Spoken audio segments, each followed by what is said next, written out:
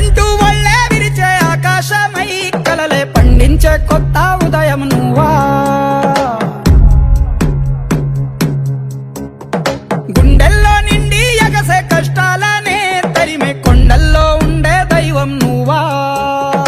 ఎదురు చూడని సాయము ఎదుట నిలిచెనుగా, చెలిమి కాదిది బంధము చేయి కలిసెనుగా.